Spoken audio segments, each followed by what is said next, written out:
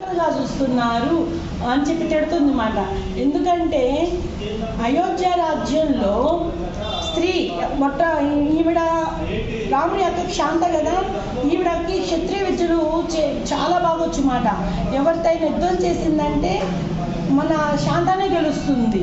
కానీ దశరథ మహారాజుకి ఒక స్త్రీ క్షత్రియ విద్యలు నేర్చుకున్నప్పటికీ ఆ స్త్రీ ఎక్కడికైతే వెళ్తుందో అక్కడ రాజ్యాలు విస్తరించబడతాయి కదా, అంతగా ఏమో అవసరము అని ఆ శాంతను ఒక ఋషికి అంటే బ్రాహ్మణుడికి ఇచ్చి వివాహం చేపిస్తారనమాట. ఆ అమ్మాయికి శాంతకి వివాహం జరిగిన దగ్గర నుంచి శాంత అయోధ్యకు రాదు. ఆ అమ్మాయి ఆ శాంతాన్ని ఎవరు తలుచుకోరు. తన తల్లి అయిన కౌశల్య రాణి ఒక్కటే నా కూతురు శాంత అరణ్యంలో ఉంది అని తలుచుకుంటుంది మాట. మిగతా సుమిత్ర కైకేయి వాళ్ళు శాంత గురించి పట్టించుకోరు మాట. ఈ రామ లక్ష్మణుల భరత శత్రుఘ్నులకు కూడా అక్క ఉంది అనేది తెలియదు. వీళ్ళకి ఎప్పుడు తెలుస్తుందంటే రాముల వారికి వివాహము ఎప్పుడైతే జరుగుతుందో అప్పుడు తెలుస్తుంది మాకు అక్క ఉందా శాంత అని. ఆ వివాహానికి మాట రాముల వారి సీతమ్మ వివాహం సమయంలో ఈ శాంత వస్తుంది. ఈ శాంత గొప్ప జ్ఞాని కదా, ఆమెకు అన్నీ తెలుసు. ఇంకా ఈ అయోధ్య రాజ్యంలో రాజులు ఇలానే ప్రవర్తిస్తారా స్త్రీల పట్ల అని కోపంతో సీతమ్మ దగ్గరకు వచ్చి అడుగుతుంది మాట. అడగగానే ఇంకా సీతమ్మ వారు లేదు లేదు రాములు వారు చాలా మంచివారు, నువ్వు అనుకుంది కరెక్ట్ కాదు, రాశాంత నువ్వు నా కోసం ఎంతో దూరం నుండి వచ్చావు, నువ్వు ముందల భోజనం చేసి తర్వాత మాట్లాడుకుందామని చెప్పి భోజనం చేసి చెప్తాక శాంత అడుగుతుంది మాట. అసలు అయోధ్య రాజ్యంలో స్త్రీలను ఎంత అగౌరవపరుస్తున్నారు, వాళ్ళకి ఇష్టాలు వాళ్ళకి ఏది ఇష్టమో ఏది అయిష్టమో తెలుసుకోకుండా ప్రవర్తిస్తున్నారు, స్త్రీల పట్ల అసలు ఇంత దౌర్జన్యంగా నాకు నచ్చట్లేదు అని అసలు రాముడు ఇలా చేయటము రాముడు సోదరుడే కదా ఇలా చేయటము నాకు ఇష్టం లేదు అని చెప్పి శాంత అంటుంది మాట. సీతమ్మ తల్లి చెప్తుంది ఇది రాముల వారు చేసింది కాదు, నేను ఇలా అడవికి వచ్చాను అంటే దానికి కారణము తెలుసుకుందాము అని మన శాంత సీతమ్మ తల్లి ఒకేసారి ధ్యానంలో కూర్చుంటారు అన్నమాట. ధ్యానంలో కూర్చుంటే ఆ ధ్యానంలో తెలుస్తుంది ఏమని, భృగు మహర్షి తన రెండవ వారైన ఉసన మరణానికి కారణము ఎవరైతే అయ్యారో వాళ్ళకు కూడా భార్యాభర్తల మధ్య వియోగము అని అంటే అన్నీ శపిస్తాడు మాట. మొదటి భార్య ఎవరు, ఖ్యాతి కూతురు భార్గవి సాక్షాత్తు నారాయణియే. ఇప్పుడు శాపం పెట్టింది నారాయణుడికి, ఆ నారాయణుడికి శాపం పెడితే నారాయణుడికి కూడా ఆ శాపం తగిలినట్టే కదా. అప్పుడు ఖ్యాతి అడుగుతుంది అసలు ఎవరికి శాపం పెట్టావు, మన కూతురికి శాపం పెట్టావు, ఎక్కడైనా కూతురికి అల్లుడికి శాపం పెడతారా, వీళ్ళు వివాహం అయితే జీవితాంతము భార్యాభర్తల మధ్య వియోగం ఉండాలా అని చెప్పి ఖ్యాతి బాధపడుతుంది మాట.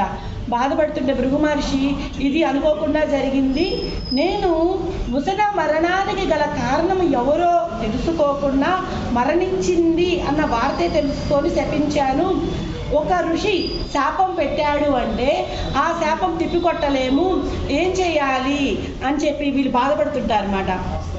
అప్పుడు ఖ్యాతి అంటుంది సరే నేను ఇప్పుడు చేసిన ధ్యాన శక్తిని అంతా కూడా ఈ నారాయణికి ఇచ్చి వీళ్ళకు జీవితాంతం కాకుండా 2 సార్లుగా తగ్గిస్తాను శాపము అని చెప్తుంది.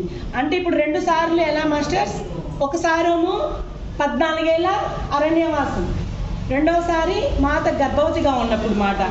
ఇంకా అప్పుడు శాంత ధ్యానంలో నుంచి లేచి సీతమ్మతో ఎంత త్యాగం చేశావు, శాపం తగిలింది నారాయణుడికే కానీ నువ్వు కూడా ఆ శాపం పంచుకున్నావా, నువ్వు నిజంగా ఎంతో ధైర్యం తల్లి నీకు అని చెప్పి పొగుడుతుంది మాట. అప్పుడు మన సీతమ్మ తల్లి చెప్తుంది శాంత నువ్వు కూడా చాలా ధైర్యవంతురాలివి, చాలా సాహసవంతురాలివి, మేము 14 ఏళ్ళ అరణ్యవాసంలో ఉన్నప్పుడు మాలో ధైర్యం నింపింది రాముల వారు, మా అక్క శాంతక్కని నిన్ను తలవని రోజే లేదు. ఎందుకంటే నువ్వు క్షత్రియ రాకుమారివి, ఒక రాజకుమార్తెవి అయినప్పటికీ మీ తండ్రి గారికి ఇష్టమైన బ్రాహ్మణుడికి వివాహం చేపిస్తే మీరు వాళ్ళని వివాహం చేసుకొని అడవిలోకి వచ్చి ధ్యాన సాధనలు చేస్తున్నారు. మీకు పులులు, సింహాలు, అడవి, దట్టమైన అడవి, ఎటువంటి భయము లేదు. మేము అడవిలో ఉన్నంత కాలం కూడా మా అక్క రాముల వారు, మా అక్క శాంత ఎంతో ధైర్యంగా ఆ రాక్షసుల్ని, ఆ పులుల్ని ఎదుర్కొని ధ్యాన సాధనలు కొనసాగిస్తుంది. మా అక్కను చూసి మనం నేర్చుకోవాలి సీత, మనం కూడా ధైర్యంగా ఉండాలి అని ఎప్పుడు నిరంతరము శాంతక్క అని తలుస్తూ ఉండేవాడు. రాముల వారికి స్త్రీల పట్ల అగౌరవం ఏమీ లేదు. స్త్రీలంటే ఎంతో గౌరవము. నేను ఇక్కడికి వచ్చే ముందలే, ఈ అరణ్యానికి వచ్చే ముందలే రాముల వారు అయోధ్య రాజ్యంలో ఎవరైనా స్త్రీల పట్ల అగౌరవంగా ప్రవర్తించారు అంటే వాళ్ళు శిక్షార్హులు, వాళ్ళని శిక్షించాలి. స్త్రీల పట్ల దుర్భాషలు ఆడిన, వాళ్ళ పట్ల చెడుగా ప్రవర్తించిన వాళ్ళకు శిక్ష తథ్యం అని చెప్పి రాముల వారు ఆ యొక్క తీర్మానం చేశాడు అని శాంతగా చెప్తుంది మాట మన సీతమ్మ తల్లి. అప్పుడు శాంత సంతోషపడుతుంది. నిజంగా మా రాముడు నన్ను అంతగా తలిచాడా? నేనేమనుకున్నానంటే నాకు వివాహం అయిన దగ్గర నుంచి నన్ను ఎవరు పట్టించుకోరు, నా తల్లి కౌశల్య అనుకున్నాను. కానీ నాకు ఇప్పుడు నువ్వు చెప్తుంటే తెలుస్తుంది, నన్ను నా సోదరుడు రాముడు నిరంతరం తలుచుకున్నాడా? నాకు నిజంగా ఆనందంగా ఉంది. ఇప్పుడు నాకంటూ కూడా సోదరుడు ఉన్నాడు. సీత, నాకు ఈ విషయం తెలిసిన దగ్గర నుంచి చాలా సంతోషంగా ఉంది. ఈ విషయం తెలిసి చాలా కృతజ్ఞతలు ఉంది అని చెప్పి చేతులతో నమస్కారం చేస్తుంది అన్నమాట. ఇంకా శాంత చెప్తుంది, ఒక స్త్రీ గర్భవతిగా ఉన్నప్పుడు ఆ స్త్రీ నిరంతరము ధ్యాన సాధనలు చేస్తూ ఎప్పుడు ఇతిహాసాలు, పార్వతమ్మ కథలు, గణేశుని కథలు, శివపార్వతుని కథలు ఇవన్నీ చెప్పుకుంటూ ఉండాలి. ఆ స్త్రీ గర్భంతో ఉన్నప్పుడు ఆ గర్భంలో ఉన్న శిశువు ఎప్పుడైతే ఆ కథలు వింటుందో ఆ జ్ఞానాన్ని అంతా కూడా ఆ శిశువు గర్భంలో ఉన్నప్పుడే నేర్చుకుంటుంది. ఆ శిశువు బయటకు వచ్చినాక ఇంకా ఎంతో ఉన్నతమైన పనులు, ఈ భూమాతకు సస్యశ్యామలమయ్యే పనులు చేస్తారు. మనము గర్భవతి ఈ బిడ్డలు క్షేమంగా ఉండాలని, ఆరోగ్యంగా ఉండాలని ప్రతినిత్యము ధ్యాన సాధనలు కొనసాగిస్తూ ఈ కథలే చెప్పుకుందాము అని చెప్పి ఈ శాంత ఈ సీతమ్మ తల్లి ఎప్పుడు క్షణం వేస్ట్ చేయకుండా ధ్యాన సాధన చేయటము, ఇది ఆహారం తినటం, వండుకొని తినటము, ధ్యాన సాధన చేయటము, ఉన్నత లోకాల గురించి చర్చించుకోవటము, ఇదే మాట. ఆ లవకుశులు భూమి మీద వచ్చిందాక నిరంతరము ధ్యాన సాధన. ఇంకా కొన్నాళ్ళకు మన సీతమ్మ తల్లి లవకుశులకు జన్మనిస్తుంది మాట. ఇలా జన్మనిచ్చినాక తన చెల్లెలు ఊర్మిళ, ఆ అమ్మాయి, మా అక్క సీతమ్మ తల్లి ఇలా బిడ్డలకు జన్మనిచ్చింది, ఆ బిడ్డలను చూడాలి అని చెప్పి ఊర్మిళ సీతమ్మ తల్లి దగ్గరకు వస్తుంది.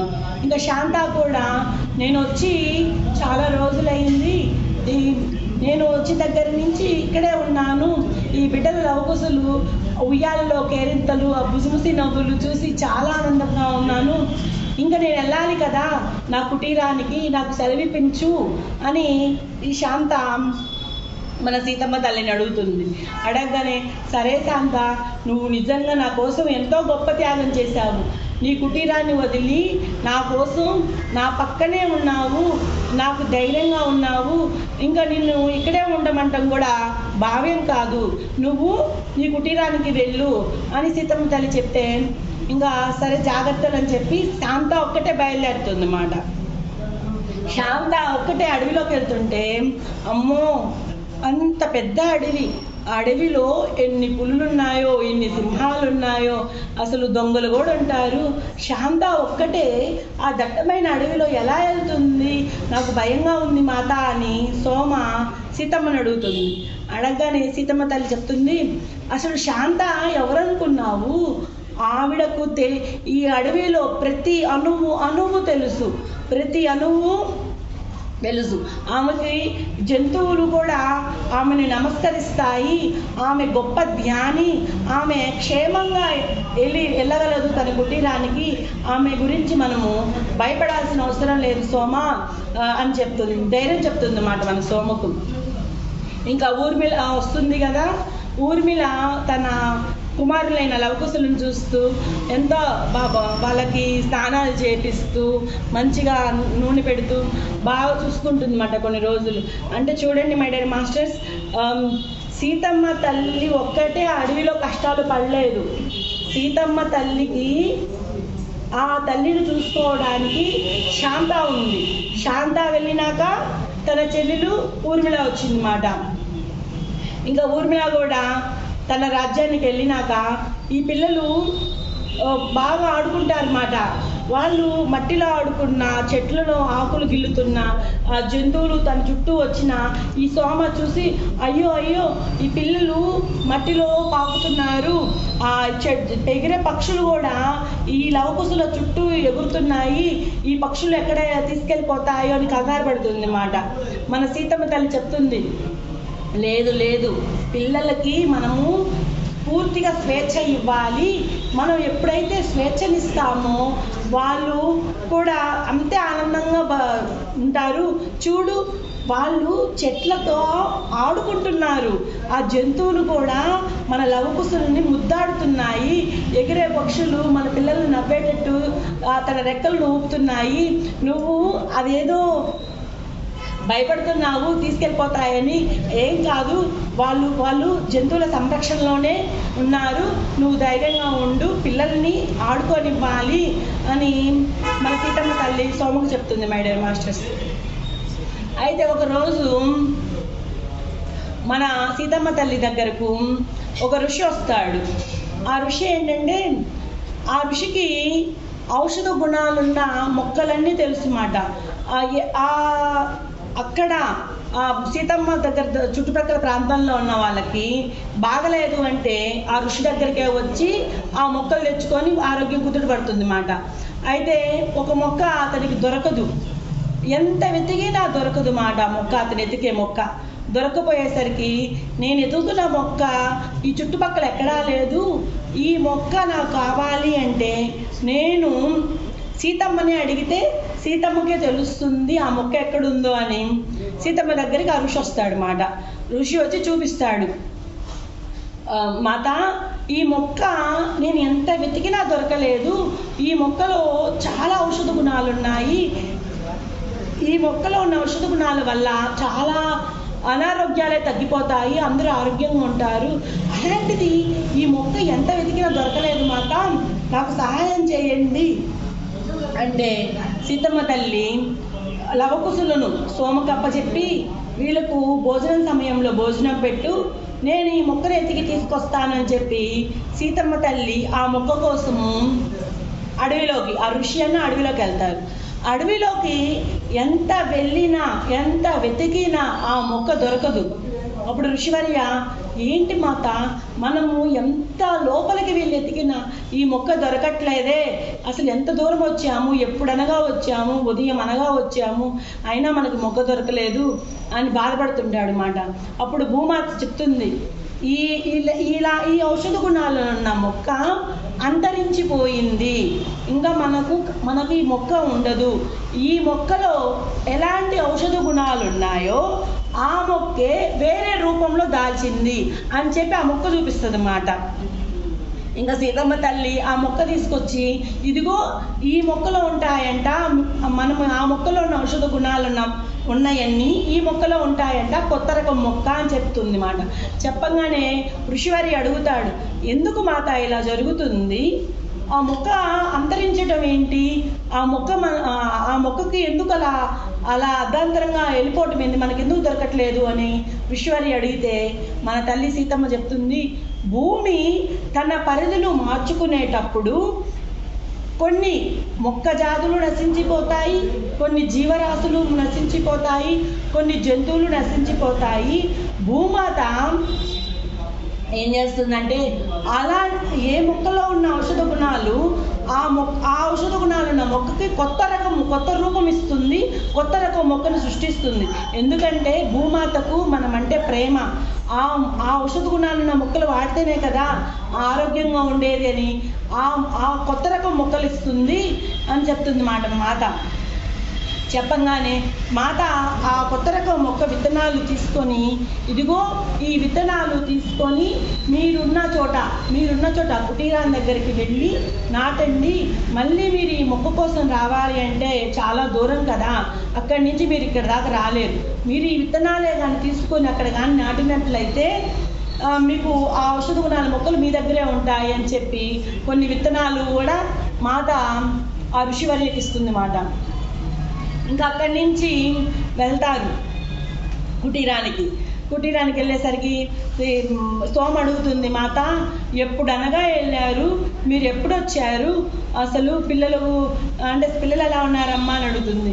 అంటే పిల్లలు బాగానే ఉన్నారు, భోజనం చేసి నిద్రపుచ్చాను మాత అని చెప్తారు. ఇంకా ఋషివర్య కూడా అక్కడి నుంచి వెళ్ళిపోతాడు అన్నమాట.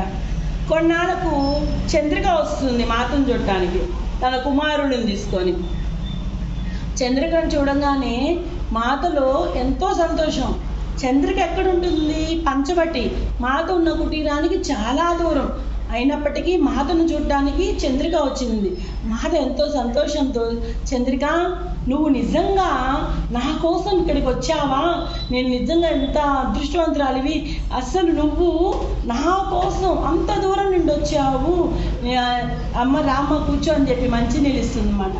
మంచినీళ్ళు తాగినాక చంద్రిక, మాత నేను నీ కోసం వచ్చాను, కొన్ని రోజులు ఇక్కడ ఉండవచ్చా అని అడుగుతుంది.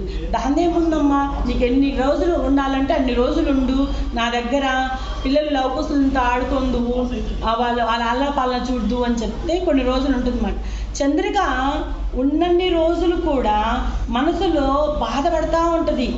ఆ బాధ ఏందో మాత్రం చెప్పదు. నేను అడగాలా వద్దా, అడిగితే ఏమవుతుందో అసలు అని చెప్పి మొదలు పెడతా ఉంటుంది.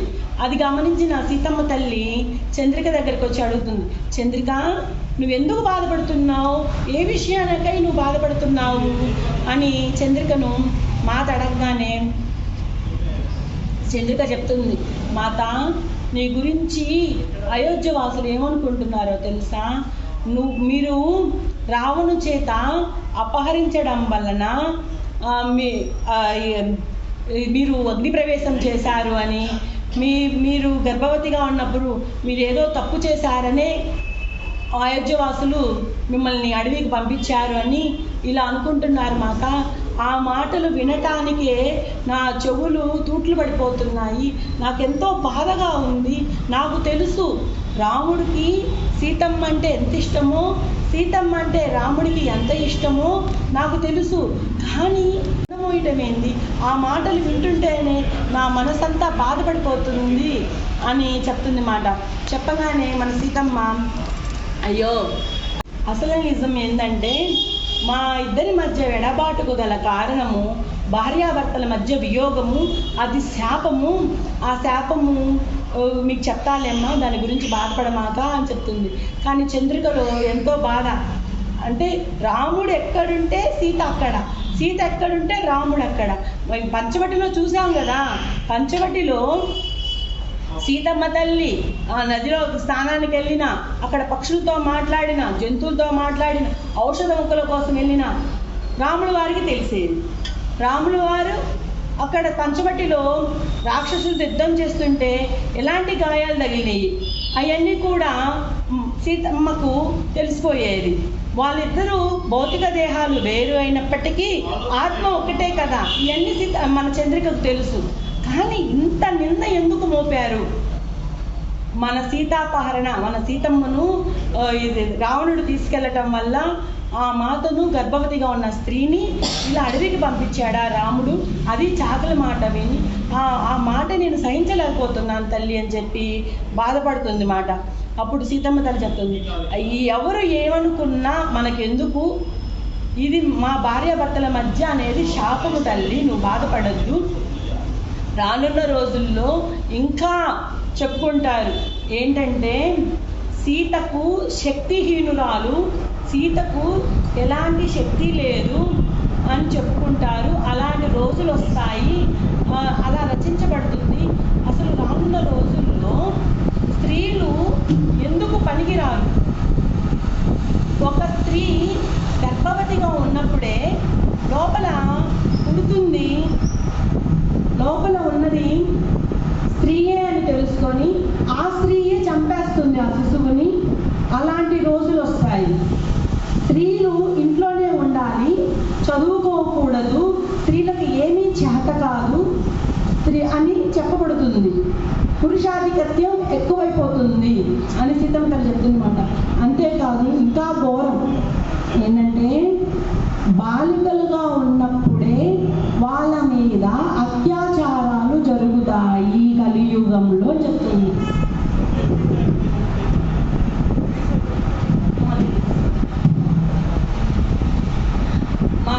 బాలికగా ఉన్నప్పుడే వాళ్ళ మీద అత్యాచారాలు జరుగుతాయి అని చెప్తుంది మాట. అమ్మో, అంత ఘోరమైన రోజులు వస్తాయా? అప్పుడు ప్రజలు ఎలా ఏమైపోతారు మాత అని చంద్రిక చెప్తుంది.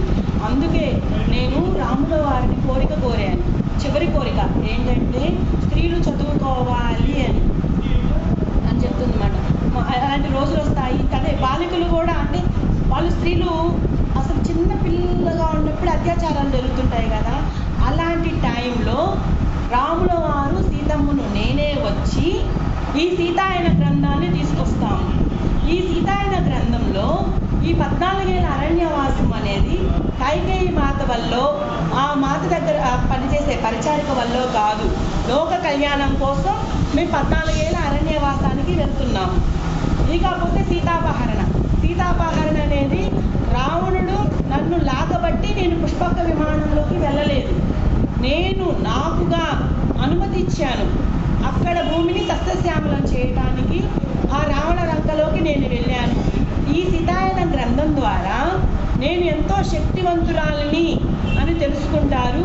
అంతేకాదు ప్రతి స్త్రీ కూడా శక్తివంతురాలే, శక్తిహీనురాలు కాదు అని ఈ సీతాయన గ్రంథం ద్వారా ప్రతి స్త్రీ తెలుసుకుంటారు అని సీతమ్మ తల్లి చంద్రిక చెప్తుంది మాట. ఎస్బే మాస్టర్స్ ఈ సీతాయన గ్రంథం రాసిన డీనా మెరియ మేడం గారికి ధ్యానంలో సాక్షాత్తు రాముల వారు సీతమ్మ వారు ఇచ్చిన మెసేజ్లే ఈ గ్రంథము. ఇంకా సీతమ్మ తల్లి చెప్తుంది, ఇంకా ఎంతోమంది ఋషిపత్నులు ఈ భూమి మీదకు ఎన్నో నదులను తీసుకొచ్చారు, ఇంకా ధ్యాన ముద్రలను తీసుకొచ్చారు. అలాంటివన్నీ కూడా అలా గొప్ప గొప్ప పనులు చేసిన ఆ ఋషిలో వాళ్ళ పేర్లు కూడా నేను ఈ గ్రంథం ద్వారా, ఈ సీతాయన గ్రంథం ద్వారా బయటకు తీసుకొస్తాను అని సీతమ్మ తల్లి ఆ రోజున చంద్రికకు చెప్పింది మేడం మాస్టర్స్. ఇంకా లవకుశులు పెద్దలు అవుతుంటారు కదా, ఈ సీతమ్మ తల్లి కూడా లవకుశుల్ని చక్కగా కొండలు ఎక్కిస్తూ చెట్లను ఎక్కిస్తూ అలా పెంచుతుంటుంది మాట. పక్షులతో ఆడుకుంటూ జంతువులతో ఆడుకుంటూ. ఓ రోజైతే పెద్ద కొండ, ఆ కొండను ఎక్కమంటుంది లవకుశుల్ని. అది చూసిన సోమ భయపడుతుంది. మాట ఆ కొండ చూడు ఎంత పెద్దదో, మనం కిందని చూస్తుంటేనే కళ్ళు తిరుగుతున్నాయి. అంత పెద్ద కొండని చిన్న పిల్లలు ఎలా ఎక్కుతారు, మీకు అసలు భయం లేదా అంటే సీతమ్మ తల్లి చెప్తుంది, పిల్లలు ఇప్పుడు నుంచే ఈ చిన్న వయసులోనే అంత ఎత్తైన కొండలను ఎక్కాలి. పిల్లలు ఎప్పుడైతే అంత ఎత్తైన కొండలను ఎత్తైన చెట్లను ఎక్కితే వాళ్ళ శరీరాలు దృఢంగా ఉంటాయి, బలంగా ఉంటారు. అయ్యో అయ్యో అనకూడదు, వాళ్ళని ఎక్కనియాలి. కానీ ఇదంతా కూడా మన పర్యవేక్షణలోనే మనం చూస్తూ ఉండాలి. వాళ్ళకి ఏమైనా అవుతుందోమోనని మన పర్యవేక్షణలోనే వాళ్ళు ఎత్తైన కొండలను చెట్లను ఎక్కుతుంటే చూస్తూ ఉండాలి సోమ, మనం భయపడకూడదు అని సీతమ్మ తల్లి చెప్తుంది. ఇంకా మాతకి వాళ్ళు ఎత్తైన కొండలు చెట్లు ఎక్కుతుంటే ఆనందంగా చూస్తూ ఉంటుంది. మన సీతమ్మ తల్లి లవకుశులకు 6 ఏళ్ల వయసులోనే ధ్యానము అనే విద్య నేర్పుతుంది మేడం మాస్టర్స్. అంటే ఎందుకు అంటే శ్వాస మీద ధ్యాస. ఎప్పుడైతే ధ్యానం చేస్తామో ఎవరితో ఎలా మాట్లాడాలి, ఎవరిని మనం అందరినీ గౌరవించాలి అని ఇవన్నీ కూడా మనం ధ్యానం చేసి ఇంగిత భావం అనేది కూడా ఈ ధ్యానం వల్లే వస్తుందని ఆ పసిపిల్లలకు, ఆ లవకుశులకు 6 ఏళ్ల వయసులోనే ధ్యానం అనే విద్యను నేర్పుతూ ఋషులు చేసిన మహత్యాల గురించి కథలు కథలుగా చెప్తుంది. నిద్రపోయేటప్పుడు వాళ్ళు ఉదయం అంతా ఆడుకుంటారు. ఉదయం అంతా కూడా అక్కడున్న చెట్లు, పక్షులు, ఎత్తైన కొండలు, వాగులు, వంకలు అన్నిటితో ఆడుకుంటారు అన్నమాట. కానీ భోజనం చేసి నిద్రపోయేటప్పుడు మాత్రం సీతమ్మ తల్లి లవకుశులకు ఒక కథ చెప్తుంది. ఎవరి గురించి అంటే ఋషుల గురించే. అడుగుతుంది మాట పిల్లల్ని, అమ్మా ఒక కథ చెప్పేదా అంటే, చెప్పమ్మా, ఋషుల కథలు బాగుంటాయి, చాలా బాగుంటాయి, చెప్పమ్మా చెప్పమ్మా అని లవకుశులు చాలా ఉత్సాహంగా అడుగుతుంటారు. మా చెప్తుంది అత్రి మహర్షి, అనసూయ. అత్రి మహర్షి, అనసూయ వీళ్ళు ధ్యాన సాధనలు చేయటానికని అడవిలోకి వస్తుంటారు. అడవిలోకి వస్తుంటే అక్కడ చెట్లకు నీరు లేక ఎండిపోతున్నాయి. ఇదేంటి అడవిలా అడవి ఉండి నీరు లేకుండా చెట్లు ఎండిపోవటం ఏంటి? ఇదేదో బాధగా ఉన్నప్పటికీ కానీ ధ్యాన సాధనం చేయడానికి బాగుంటుంది. ఎందుకంటే అక్కడ ఎవరు తిరగరు కదా, గ్రామంలోని ప్రజలు ఎవరు తిరగరు, మనకి ఎటువంటి ఇబ్బంది ఉండదు. ధ్యాన సాధనగా అయితే అనువైన ప్రదేశమే, కానీ ఇక్కడ నీరు లేదట్టుంది అని అనుకొని కూడా అక్కడ కుటీరం ఏర్పరచుకుంటారు అన్నమాట అత్రి మహర్షి, అనసూయ. కానీ అనసూయలో మాత్రం బాధ. పేరుకే అడవి, ఇక్కడ ఎగిరే పక్షులు లేవు, తాగడానికి నీళ్లు లేవు, జంతువులు లేవు, ఏంటి అసలు ఈ అడవి ఇలా ఉంది అని మనసులో బాధపడుతుంటుంది. అత్రి మహర్షి ధ్యానం చేస్తుంటే అనసూయ ఋషి కుటీరంలో నీళ్ళు లేవు కదా, నీళ్లు తెద్దామని చెప్పి అడవి లోపలికి వెళ్తుంది. ఎంత వెతికినా నీళ్ళు జారే ఉండదు, ఇంకా లోపలికి వెళ్తుంది. నీళ్ళు అసలు ఎక్కడా దొరకవు. లాస్ట్కి ఒక అతను నీళ్ళను తవ్వుతుంటాడు అన్నమాట. ఎంత తవ్వినా నీళ్ళు బయటకు రావు. ఇదేంటి పేరుకే అడవి, అసలు తాగడానికి కూడా నీరు లేదు, ఇలాంటి ప్రదేశం ఏంటి అని చెప్పి అక్కడున్న అతనిని అడుగుంది మాట మన అనసూయ ఋషి. అప్పుడు అడిగితే అతను చెప్తాడు, మాత ఈ అడవి శపించబడింది, అందువల్ల ఇక్కడ నీరు లేదు తాగడానికి. ఇక్కడ ఉన్న పూర్వీకులు అంటే ఇప్పుడు ఎవరైతే నీరు తవ్వుతున్నారో అతను చుట్టాలు మాట, వీళ్ళందరూ ఇక్కడ తాగడానికి నీరు లేదని వేరే ప్రాంతాలకు వెళ్ళిపోయారు. మేము ఒక్కరమే ఉన్నాము, ఎవరైనా కనుకరించకపోతారా, మాకు నీరు దొరకదా అని మేము ఒక్కరమే ఉన్నాము మాత, మమ్మల్ని మీరు కాపాడండి అని చెప్పి ఆ అబ్బాయి మన అనసూయ ఋషిని అడుగుతారు. అడగగానే అనసూయ ఋషి నిజంగా బాధపడుతూ అసలు ఎందుకు అడవి ఇలా తయారయ్యింది అని చెప్పి ముందుకు వస్తుంది మాట. వస్తుంటే అక్కడ కూడా పులి కూడా తినడానికి ఆహారం లేక పక్క చిక్కిపోతుంది. ఒక పులేయుండి కూడా అంత బక్క చిక్కిపోయిందే, అసలు వీటికి కూడా ఆహారం లేదా, ఏంది ఈ అడవి ఇలా అయిపోయింది, దీనికి నేను శాశ్వత పరిష్కారం వెతకాలి అని అనసూయ ఋషి అనుకుంటా అత్రి మహర్షి కుటీరానికి వచ్చేసి అతను అడుగుతాడు కదా, అమ్మ మాకు మీరు సహాయం చేయండి అని. అనసూయ ఋషిలో కూడా ఈ అడవికి శాపం తగ్గి ఈ అడవిలో వర్షం పడేటట్టు చేయాలి అని చెప్పి మన అనసూయ ఋషి ఎత్తైన కొండలు మాట, బాగా ఎత్తైన కొండకి ధ్యానం చేస్తుంది. ధ్యానం అంటే తపస్సు చేస్తుంది అన్నమాట. ఎందుకంటే ఆ అడవిని శాపం నుంచి తగ్గించడానికి ఉన్నత లోకాల్లోకి వెళ్ళాలి, ఉన్నత లోకాల్లోకి వెళ్ళి అక్కడున్న నదమ్మను ఈ భూమి మీదకు తీసుకురావాలి అని ధ్యానం చేస్తుంది. అప్పుడు ఆ కథ వింటున్న లవకుశులు అడుగుతారన్నమాట, అమ్మా ఉన్నత లోకాలంటే ఎక్కడుంటాయి అని. మాత నవ్వి హృదయం వైపు చూపిస్తుంది, ఉన్నత లోకాలు మన హృదయంలో ఉంటాయి నాయన అని. ఇంకా అనసూయ ఋషి తీవ్రమైన ధ్యాన సాధనలు చూస్తుంటే దేవతలు సైతము భయపడిపోతారన్నమాట. ఏమో ఎందుకోసం చేస్తుందో ఈమా అని ఆవిడను ధ్యానం చేయనీయకుండా పెద్ద వర్షము, వడగాలులు, తుఫాను అన్నీ సృష్టిస్తుంటారన్నమాట. వాటన్నిటిని కూడా అనసూయ ఋషి ఎదుర్కొని తీవ్రమైన ధ్యాన సాధన చేస్తుంది. అనసూయ ఋషికి వర్షం పడుతున్నా లెక్కలేదు. ఆమె ధ్యేయం వల్ల ఆ అడవికి ఎందుకు శాపం తగిలిందో ఆ శాపం తగ్గించి ఆ అడవిలోకి నీరు రావాలి. ఆ మాతకు ఎంత తుఫాన్ వచ్చినా, అసలు పడిపోతున్నా కానీ, చలి వేస్తున్నా కానీ లెక్క చేయకుండా ఇంకా ధ్యాన సాధనను పెంచుతుంది మాట. ఇక్కడ దేవతలు సైతం ఓడిపోతారు. ఇంకా అనసూయ ఋషి ఆ సాధనకు మెచ్చి మందాకిని నది దగ్గరికి వెళ్తుంది. ఉన్నత లోకాల్లో ఉన్న మందాకిని నది దగ్గరికి వెళ్ళి మందాకిని నదిని ప్రార్థయపడుతుంది. మాత, మీరు భూమి మీదకు రావాలి, భూమి మీదకు వస్తే మీ యొక్క నీరు ప్రవాహం వల్ల అక్కడ ఉన్న జంతువులు, పక్షులు, నెమళ్ళు ఇవన్నీ కూడా ఆనందంగా ఉంటాయి, చెట్లు బాగా పెరుగుతాయి, మీరు భూమి మీదకు రావాలి మాత అని అడుగుతుంది. ఆ మాటలకు మందాకిని నదమ్మ, నువ్వు నన్ను అసలు ఏం అడుగుతున్నావు, ఎలాంటి ప్రదేశంలోకి రమ్మని అడుగుతున్నావు, ఒకసారి చూడు అడవిని, అక్కడ అసలు ఏమన్నా జీవరాశి ఉందా, అక్కడ అసలు ఏమన్నా చెట్లు ఉన్నాయా, జంతువులు ఉన్నాయా, పక్షులు ఉన్నాయా, ఒకసారి నేనున్న చోట చూడు, నేనున్న చోట రకరకాల చేపలు, తాబేళ్ళు, నెమళ్ళు, ఎగిరే పక్షులు, చెట్లు ఎంతో సుందరంగా ఉంది. ఇక్కడ ఈ సుందరమైన ప్రదేశాన్ని వదిలి అక్కడ శాప దగ్గర అడవికి నన్ను రమ్మంటున్నావు, ఎంతవరకు కరెక్ట్ అని మందాకిని నదమ్మ అనసూయ ఋషిని అడుగుతుంది. మాత, అయితే నన్ను ఏం చేయమంటారు, అక్కడ కూడా మనుషులు బతకాలి కదా, అక్కడ కూడా జీవరాశి ఉండాలి కదా, మీరు రాను అంటే ఎలా అని మన అనసూయ ఋషి అడుగుతుంది.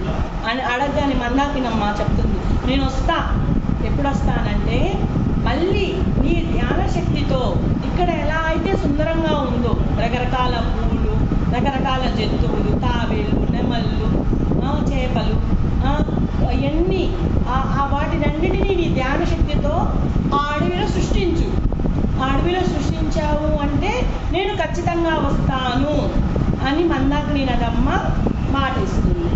ఇంకేముంది, మందాకిని నదమ్మ మాట ఇచ్చిందంటే వాటిని సృష్టించడమే కదా మన అనసూయ ఋషికి కావాల్సింది. ఇంకా ఆ ఎత్తైన కొండ మీదకి వెళ్ళి మళ్ళీ తీవ్రమైన ధ్యాన సాధన చేస్తుంది. ఎందుకంటే ఆ అడవిలో మందాకిని నదమ్మ చెప్పింది కదా, ఆ జీవరాశిని, ఆ జంతు రాశిని అన్నిటినీ, వృక్షరాశిని అన్నిటినీ ఆ అడవిలోకి వచ్చే మార్గం కోసము తీవ్రమైన ధ్యాన సాధన చేయటం వల్ల ఆ ధ్యాన ఫలంతో ఈ అనసూయమ్మ ఏదైతే అనుకుంటుందో అక్కడ ఆ అడవిలో నిజంగానే రకరకాల పువ్వులు, రకరకాల జంతువులు, తాబేళ్ళు అన్నీ సృష్టించేస్తుంది అన్నమాట మన అనసూయ ఋషి. సృష్టించగానే ఇప్పుడు వెళ్తుంది మందాకిని నదమ్మ దగ్గరికి. అమ్మా, నువ్వు అన్నావు కదా అక్కడ జీవరాశి, వృక్షరాశి, జంతురాశి వస్తే నువ్వు వస్తానని నన్ను అన్నావు కదా, ఇప్పుడు నేను సృష్టించాను, నువ్వు చెప్పినట్టే నేను సృష్టించాను, ఇప్పుడు రామ్మా అని అడుగుతుంది. అడగగానే నిజంగానే మందాకిని నదమ్మ సంతోషించి, అసలు నువ్వు సృష్టించిన వెంటనే నేను రావాలి, అసలు నిజంగా ఎంత గొప్ప జ్ఞానమమ్మ, అక్కడ ఏమీ లేదు, ఏమీ లేని చోట ఇలాంటి అందమైన వాతావరణాన్ని సృష్టించావు, నీకోసమైనా నేను వస్తానని చెప్పి ఆ మందాకిని నది ఆ దివ్యలోకాల నుండి భూమి మీదకి వస్తుంది అన్నమాట. అంటే చూడండి, ఈ ఋషుల గురించి మనకి ఏ గ్రంథాల్లో చెప్పలేదు, స్త్రీలు కూడా శక్తి స్వరూపుడులే అని చెప్తుంది అన్నమాట మన మాత. ఇంకా పిల్లలు అడుగుతారు, అమ్మ నిజంగా అనసూయ ఋషి చాలా గొప్ప జ్ఞానం కదా, అసలు దివ్యలోకాల్లో ఉన్న మందాకిని నదిని భూమి మీదకి తీసుకొచ్చింది, నిజంగా గొప్ప ధ్యాని అమ్మ అని చెప్పి పొగుడుతుంటారు అన్నమాట. మన సీతమ్మ లవకుశులను అడుగుతుంది, మీరు ఈ కథలో ఏం నేర్చుకున్నారు అని అడుగుతుంది. దానికి పిల్లలు చెప్తారు, అహంకారము ఉండకూడదు అని. అహంకారం ఉండకూడదా, ఏం నాయనా అని చెప్పి మళ్ళీ సీతమ్మ అడుగుతుంది. నిజమే కదా మాత, ఇప్పుడు మన అనసూయ ఋషి గొప్ప ధ్యానం చేసి ఆ మందాకిని నదమ్మ సృష్టించమంది, జీవరాశిని, జంతురాశిని, వృక్షరాశిని సృష్టించమంది. సృష్టించాను అని అహంకారం లేదుగా, నేను సృష్టించాను అహంకారం లేదు. అహంకారం లేకుండా మళ్ళీ మందాకిని నది దగ్గరికి వెళ్ళి ప్రాధేయపడి బ్రతిమిలాడి మళ్ళీ భూమి మీదకు ఆ నదిని తీసుకొచ్చింది. మనము ఎవరి పట్ల కూడా అహంకారంగా ఉండకూడదమ్మా అని చెప్పి మన లవకుశులు సీతమ్మ తల్లికి చెప్తారన్నమాట. అమ్మ, నా బిడ్డలు నిజంగా అసలు బాగా మంచి సమాధానం ఇస్తున్నారు అని చెప్పి సీతమ్మ తల్లి ఆనందిస్తుంది మేడం మాస్టర్స్. ఇంకా సీతమ్మ తల్లి ప్రతిరోజు ఉదయం అవ్వగానే ధ్యానం చేయాలి. ధ్యానం చేసి అన్నం తిన్నాక ఆ కుటీరం పక్కన ఉన్న చెట్లతోనూ జంతువులతోనూ ఎత్తైన కొండలు ఎక్కటము ఆటలన్నీ ఆడుకున్నాక రాత్రి భోజనం చేసినాక ఒక కథ చెప్తుంది మాత. అయితే ఒకరోజు సీతమ్మ తల్లి ఒక పురుగు సాయి తదేకంగా చూస్తూ ఉంటుంది. ఒక చిన్న పురుగు మాట చూస్తూ ఉంటే అది చూసి నా సోమ మాతను అడుగుతుంది, మాత మీరేంటి ఆ చిన్న కీటకాన్ని అలానే చూస్తున్నారు అని అడుగుతుంది. అడగగానే సీతమ్మ తల్లి చెప్తుంది, ఈ పురుగు ఈ కీటకము ఇంకా ముందు ఉండదు, ముందు వచ్చే తరంలో అసలు ఉండదు, ఈ కీటకం ఇంతటితోనే సమాప్తము అంటుంది. అనగానే అలా ఎందుకు జరుగుతుంది మాత అని సోమడుతుంది. భూమి తన పరిధులు మార్చుకునేటప్పుడు ఆ జీవికి శక్తి సామర్థ్యాలు ఆ పరిధులు మార్చుకున్నప్పుడు ఆ జీవి శక్తి సామర్థ్యాలు లేవు అంటే ఆ జీవి అంతరించిపోతుంది. ఆ భూమి మీద నివసించాలి అంటే ఆ ప్రతి జీవికి, వృక్షానికైనా కానీ జీవికైనా కానీ మనుషుడికైనా కానీ ఆ డిఎన్ఏలో మార్పులు రావాలి. ఆ డిఎన్ఏలో మార్పులు రాకపోతే ఆ శక్తి సామర్థ్యం లేకపోతే ఆ జీవి మరణిస్తుంది, అంతరించిపోతుంది, కొత్త రకం జీవి వస్తుంది అని మాత సోమకు చెప్తుంది మేడం మాస్టర్స్. ఇంకా తర్వాత ఈ పిల్లలు రోజుట్లాగే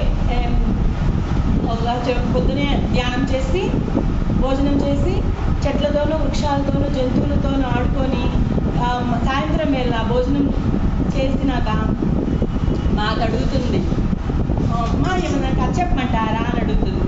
అడిగితే పిల్లలు అంటారు, అమ్మ మాకు అత్రి మహర్షి అనసూయ కథ ఇదే చెప్పండి అమ్మా అని అడుగుతారు. ఏంటిరా ఎన్నిసార్లు చెప్పాలరా అత్రి మహర్షి అనసూయ కథ? నిన్నే కదా చెప్పాము, అనసూయమ్మ ఆ మందాకిని నదిని భూమి మీదకి తీసుకొచ్చింది అని. మళ్ళీ అదే కథ అడుగుతారేంటి అంటే, మీరే కదమ్మా చెప్పారు, అత్రి మహర్షి అనసూయ వాళ్ళ ఉన్న కుటీరం దగ్గర రకరకాల పక్షులు, రకరకాల జంతువులు, నెమళ్ళు అసలు భలే సుందరంగా ఉంటుందని, మాకు కూడా ఆ ఆశ్రమంకి వెళ్ళి ఆ జంతువులతో ఆడుకోవాలని ఉంది, ఆ నదమ్మను చూడాలని ఉంది అని పిల్లలు అంటారు. మిమ్మల్ని నేను తీసుకెళ్తానమ్మా సమయం వచ్చినప్పుడు, మీకు అత్రి మహర్షి అనసూయ ఋషి ఆశీస్సులు కావాలి, భవిష్యత్తులో నేను ఎప్పుడైనా మిమ్మల్ని అక్కడికి తీసుకెళ్తాను ఆ కుటీరానికి అనగానే తదాస్తు అని దీవిస్తారన్నమాట పైన దేవతలు. అంటే రానున్న రోజుల్లో పిల్లలను తీసుకొని మన సీతమ్మ తల్లి ఆ కుటీరానికి వెళ్తుంది అన్నమాట. ఎన్నిసార్లు చెప్పాలి అత్రి మహర్షి అనసూయ కదా, ఇంకా ఎంతోమంది ఋషులు ఉన్నారు. ఈరోజు మనము ఎవరి గురించి చెప్పుకుందాము, అరుంధతమ్మ వశిష్ఠ మహర్షి వీళ్ళ కథ చెప్పుకుందాము అని చెప్తుంది. అనగానే చెప్పమ్మా వీళ్ళని నేను ఎప్పుడో చిన్నప్పుడు చూశాను చెప్పండి అని చెప్పి పిల్లలు అడుగుతారు. అరుంధతికి చాలా విద్య తెలుసు, చాలా గొప్ప జ్ఞాని, ఆమె దగ్గర కామధేను ఉంది, ఆ కామధేను వల్ల ఎంతమంది వచ్చినా వాళ్ళకు భోజనము వడ్డిస్తుంది అని చెప్తుంది. అవునా అమ్మ అంత గొప్ప ఋషిన? మరి వశిష్ఠుల వారు కూడా గొప్ప ఋషే.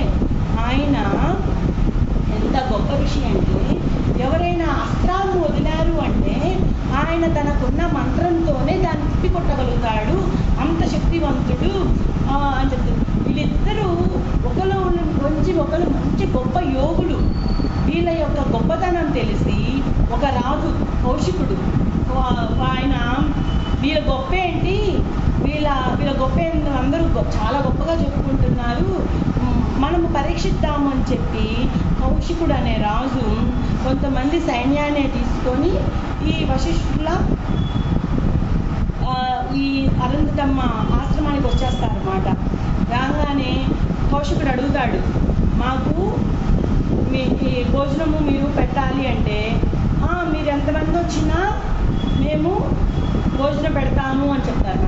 అనగానే ఎంతమంది కాదు, మేము ఇక్కడ కొన్ని వేల మందినే తీసుకొచ్చాను సైనికుల్ని, వాళ్ళందరికీ నువ్వు భోజనం పెట్టాలి అని అంటే, సరే పెడతాను, మా అరుంధతి ఎంతమంది అయినా వడ్డిస్తుంది, మీరు భోజనానికి సిద్ధమవ్వండి అని చెప్తారు. చెప్పంగానే భోజనానికి సిద్ధమవుతారు మేడం మాస్టర్స్. సిద్ధమవగానే అప్పుడు లోటు లేకుండా భోజనం పట్టిస్తుంది. ఇది చూసిన కౌశికుడిలో ద్వేషం ఏంటంటే, ఒక రాజు అయినప్పటికీ నేను కూడా ఒక్కసారిగా ఇంతమందికి నేను భోజనం పెట్టలేను, కానీ వీళ్ళు ఇంత చిన్న కుటీరంలో ఉండి భోజనం ఎలా పెట్టగలిగారు, ఎలా సాధ్యము అని కోపంతో, మనసులో కోపము, మనసులో వాళ్ళ మీద అసూయ, ద్వేషం అన్నీ, ఇంతమందికి ఎలా భోజనం పెట్టారు అని చెప్పి అడుగుతాడు. అడిగితే అతను నన్ను వశిష్ఠుడు వారు అంటారు, ఇది మాకు నారాయణుడు ఇచ్చిన బహుమతి, మేము ఎంతమందికి వచ్చినా భోజనం పెట్టగలము, అంత శక్తి సామర్థ్యాలు మాలో ఉన్నాయి అంటాడే కానీ వాళ్ళకున్న కామధేనువు గురించి చెప్పరు. ఎందుకంటే ఒక రాజు ఎలా ఆలోచిస్తాడు, దురహంకారంగా ఆలోచిస్తాడు, అందుకని చెప్పడం ఇష్టం లేదు మాట. ఇంకా అక్కడున్న సైనికులలో ఒక సైనికుడు తెలుసుకొని, రాజా వీళ్ళ దగ్గర కామధేనువు ఉంది, ఈ కామధేనువు ఎంతమంది వచ్చినా ఆహారము వడ్డించే సామర్థ్యం ఈ కామధేనువుకు ఉంది అని ఆ సైనికుడు ఈ కౌశికుడికి చెప్తాడు. ఇంకా కౌశికుడు అడుగుతాడు, మీకెందుకు కామధేనువు, మీరు ఏడో అడవిలో ఇంత చిన్న కుటీరంలో ఉంటారు, మీకెందుకు కామధేనువు, మాకు ఇవ్వండి, మాదంటే పెద్ద రాజ్యము, ఈ కామధేనువు సహాయంతో మా ప్రజలకు ఎవరికైనా ఇబ్బంది వచ్చింది అంటే ఆ ఇబ్బందిని ఈ కామధేనువుతో తీర్చుకుంటాము, మాకు ఇవ్వండి అని అడుగుతాడు. అడిగితే వశిష్ఠుల వారు, నేను ఇవ్వను, ఈ కామధేనువు మా కూతురు లాంటిది, మేము ఇవ్వము అని అంటాడు. అంటే మళ్ళీ అడుగుతాడు, మీరు ఇవ్వకపోతే నేను బలవంతంగా అయినా తీసుకోవాల్సి వస్తుంది అని కోపంగా అంటాడు. అంటే ఒక లోపల అరుంధతమ్మ విని లోపల ఏడుస్తూ ఉంటుంది, అరే ఇదేంటి, వచ్చిన వాళ్ళకి అతిథి సత్కారాలు చేశాము, ఆ కామధేనువు తీసుకెళ్తామంటారేంటి, ఆ కామధేను నా కూతురు లాంటిది, మేము ఇవ్వము అని భార్యాభర్తలు ఇద్దరు బెతిమలాడతారన్నమాట. కామధేనువు మాకు కూతురు లాంటిది, మేము ఇవ్వము, అయినా ఈ కామధేనువు ఎవరికి కావాల్సింది వాళ్ళకి ఇవ్వదు, ఒక్క అరుంధతమ్మకే ఇస్తుంది, అరుంధతమ్మ అడిగితేనే అరుంధతమ్మకే ఇస్తుంది. నువ్వు ఈ కామధేనువుని తీసుకొని రాజ్యానికి వెళ్ళినా నీకు కావలసినవన్నీ కామధేనువు ఇవ్వదు, మాకు వదిలేయండి కామధేనువుని అని ఈ వశిష్ఠుల వారు ఈ అరుంధతమ్మ బ్రతిమలాడతారు. ఇంకా ఈయనలో సహనం కోల్పోయి కౌశికుడు, సరే యుద్ధానికి సిద్ధం కాండి అని అంటాడు, అని ఆ మాటలతోనే అంటాడు. అంటూ ఆ యొక్క కామధేనువుని గట్టిగా లాగుతుంటాడు మాట, తీసుకెళ్తా బలవంతంగా అయినా తీసుకెళ్ళిపోదాం మన రాజ్యానికి అని చెప్పి బలవంతంగా లాగుతుంటే ఇంకా సరే యుద్ధమే అంటున్నారు కదా, యుద్ధమే చేస్తాము, కానీ మా కామధేనువు మాత్రం మేము ఇయ్యము అని చెప్పి సవాలు ఇస్తుంటారు. ఎప్పుడైతే ఇతను తన అస్త్రాలు విసురుతుంటాడో మన వశిష్ఠుల వారు కూడా తమ మంత్రాలతో ఆ బాణాలన్నీ తిప్పి కొడుతుంటాడు అనమాట. ఇంకా ఓడిపోతాడు కౌశికుడు. ఓడిపోయి అసలు ఒక రాజయ్యుండి నేను ఎన్నో రాజ్యాలను విస్తరించాను, అందరి రాజ్యాలను కూడా నేను సంహరించాను, ఒక కుటీరంలో ఉన్న ఈ ఋషి చేతుల్లో నేను ఇలా ఓడిపోయానే అని అవమానంతో, దీనికి గల కారణం ఏందో తెలుసుకోవాలి అని చెప్పి అవమానంతో అక్కడి నుంచి కౌశికుడు వెళ్ళిపోతాడనమాట. తెలుసుకుంటాడు, క్షత్రియ విద్యల కన్నా మనకి ఆత్మ విద్య, బ్రహ్మ విద్య, ధ్యాన విద్య గొప్పది. ఇప్పుడు ఏ శక్తితో గెలిచాడు వశిష్ఠుల వారు, ధ్యాన శక్తితోనే కదా, ఆ ధ్యానాన్ని నేను కొనసాగిస్తాను అని చెప్పి కఠోరమైన తపస్సు చేస్తాడనమాట. ఆ తపస్సు చేసి ఆ తపస్సుతో ఆ యొక్క ధ్యాన శక్తిని ఉపయోగించి వశిష్ఠుల వారి దగ్గరికి వచ్చి, నేను కామధేనువుని అడిగితే ఒక రాజుని కూడా చూడకుండా నన్ను తిప్పి కొట్టావు, నేను కూడా ధ్యానం చేసి శక్తిని సంపాదించాను, ఆ శక్తితో నీకున్న 100 కుమారులను చంపేస్తున్నాను. ఇక చూడండి వశిష్ఠ వారు అరుంధతమ్మ ఏమి ఏడుస్తారు. ఒక ఋషిని జ్ఞానం చేస్తే భూమాతను సస్యశ్యామలం చేయాలి, శాపాలు పెట్టడం ఏమిటి, ఇలా చంపటం ఏంటి అని చెప్పి వశిష్ఠుల వారు అరుంధతమ్మ కొన్ని ఏళ్ల పాటు ఏడుస్తారు. ఆ 100 కుమారులు మేము బతికిందే మా కుమారుల కోసమే కదా, ఈ కౌశికుడు తన ధ్యాన శక్తితో నా కుమారులను చంపేశాడని చెప్పి అరుంధతమ్మ ఏడుస్తూనే ఉంటుంది. కొన్ని ఏళ్ల పాటు ఏడుస్తారు, 100 కుమారులు కదా. ఇంకా కాసేపు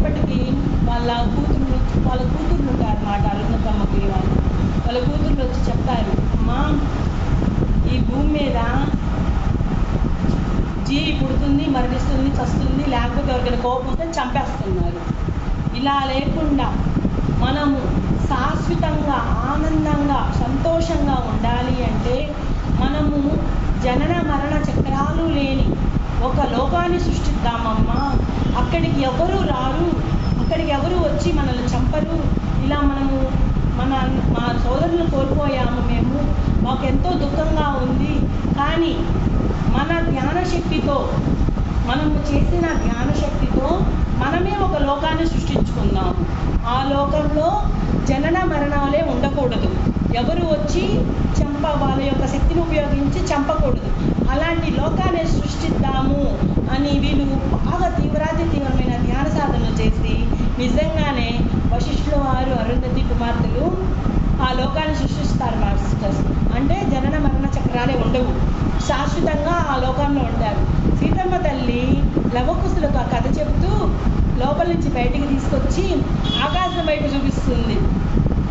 ఎందుకంటే వాళ్ళు జనన మరణ చక్రాలే లోకం ఎక్కడుంది? ఆకాశంలో నక్షత్రాల రూపంలో ఒక నక్షత్రాన్ని చూపించి, అదే అరుంధతమ్మ, ఆ అరుంధతమ్మ అని లోపల వాళ్ళ కుమార్తెలు ఉన్నారు, వాళ్ళిద్దరిని కాపాడుతూ పక్కన ఇంకో నక్షత్రం ఉంది, ఆ నక్షత్రము వశిష్ఠుల వారు. అక్కడికి ఎవరు దౌర్జన్యం చేసి చంపరు. వీళ్ళకు జనన మరణ చక్రాలు అనేవి ఉండవు.